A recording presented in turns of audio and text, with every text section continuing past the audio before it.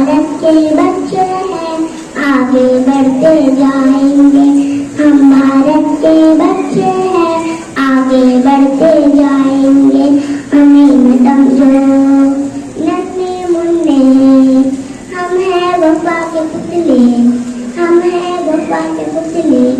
दिल के हैं मजबूत बड़े, तन के दुबले लगते हैं। दिल के हैं मजबूत बड़े, तन के दुबले लगते हैं।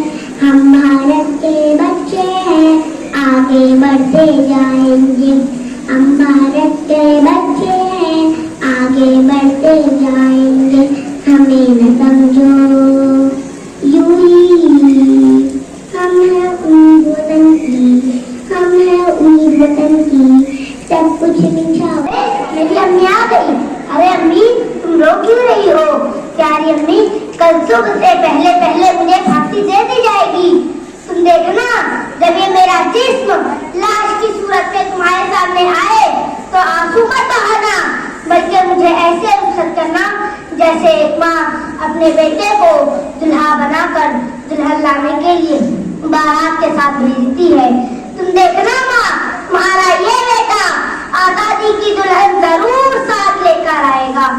मिट्टी से मोहब्बत है बहुत अहले वतन को, बर्बाद न होने दिए सरसब्ज चमन को।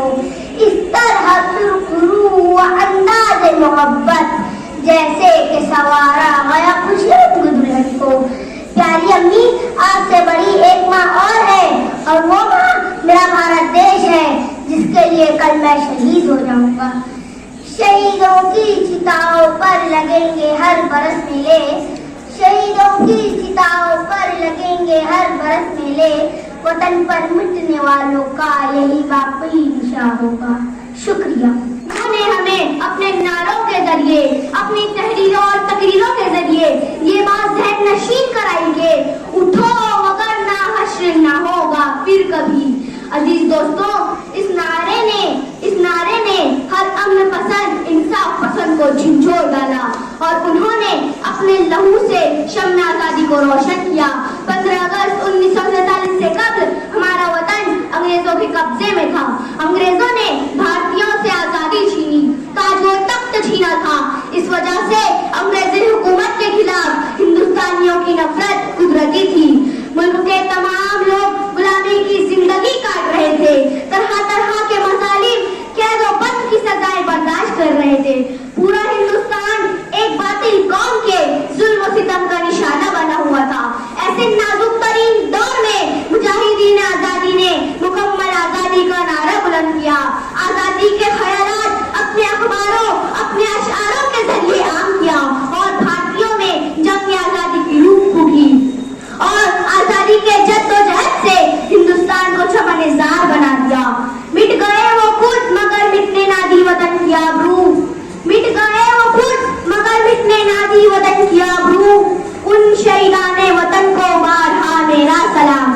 अजीज दोस्तों, हमें इस बात को याद रखनी चाहिए कि हम जिंदा कौम और खुददार कौम है, ना किसी पर जुल्म करेंगे और ना जुल्म को बर्दाश्त करेंगे। आजादी को कायम रखने के लिए मिलजुल कर इत्तेहाद की मिसाल कायम करेंगे इंशाअल्लाह ताला। ये बात हवाओं को बताए रखना, ये बात हवाओं को बताए रखना, रोशनी होगी चिरागों को जलाए रखना। लहू देकर जान देकर इसकी हिफाजत की हमने, सदा इस तिरंगे को दिल में बसाए रखना। शुक्रिया अल्लाह जी। मोहतरम असातिज़ा और मेरे प्यारे साथियों, अस्सलाम वालेकुम। 15 अगस्त आज़ादी का दिन। हमें अंग्रेज़ों की गुलामी से 15 अगस्त सन 1947 में आज़ादी मिली। इसलिए हमारे लिए ये दिन बड़ी खुशी का दिन है।